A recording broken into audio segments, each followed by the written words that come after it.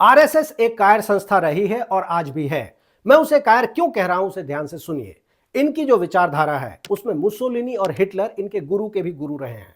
यानी ये लोग माधवराव, सदाशिवराव, गोलवलकर के प्रेरणा स्रोत रहे हैं और यह इतिहास में दर्ज है। आप वी और आर नेशनहुड डिफाइन किताब को पढ़ सकते हैं, आप आरएसएस को बेहतर समझ पाएंगे। अब मुसोलिनी और हिटलर का चरित्र उठा के देखते हैं। ये दोनों राष्ट्र की बात करते करते लोगों को एक खास नस्ल और धर्म का दुश्मन बना देते हैं, यानी राष्ट्र के नाम पर नफरत को फैलाने का काम करते हैं। यानी बात कुछ और काम कुछ और। अब आरएसएस की शाखा को देखिए। शाखा से बच्चों को जोड़ने पर बहुत जोर दिया जाता है। वो इसलिए क्योंकि बच्चों के दिमाग में कुछ भी डालना बहुत आसान होता है, धर्म के नाम पर जहर भी।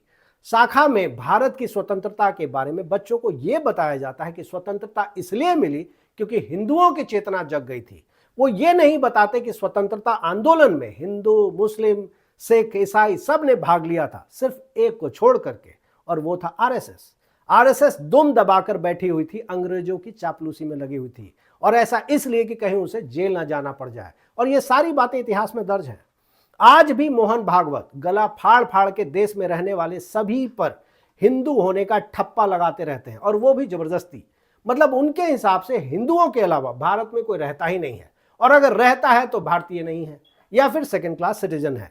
मजे वाली बात यह है कि जो संस्था मुस्लिम्स और क्रिश्चियंस को अपनी शाखा के अंदर बाहरी बताते हुए सबसे बड़ा दुश्मन बताती है, वही संस्था पब्लिक में, मतलब हमारे आपके सामने, सभी धर्मों में भाईचारे की बात करती है। समझ में आ रहा है कुछ डबल स्टैंडर्ड। दूसरी तरफ आरएसएस का प्रिय बच्चा बीजेपी सिर्फ हिंदू मुस्लिम के नाम वाली कुर्सी पर बैठा हुआ है, मगर बात संविधान की होती है, लेकिन धीरे से। मतलब एक तरफ आरएसएस भाईचारा की बात करता और दूसरी तरफ बीजेपी, बजरंग दल, विश्व हिंदू परिषद और पता नहीं और कौन कौन, मुसलमान और क्रिश्चियंस के खिलाफ। और इतना ही नहीं, जहां ये दोनों नहीं है वहां दलित तो है ही, उनके खिलाफ सिर्फ जहर उगलता रहता है। मतलब मुख में राम और बगल में छुरी वाली बात। शॉर्ट को लाइक जरूर कीजिएगा और हमारे लॉन्ग फॉर्मेट वीडियो को जरूर देखिए।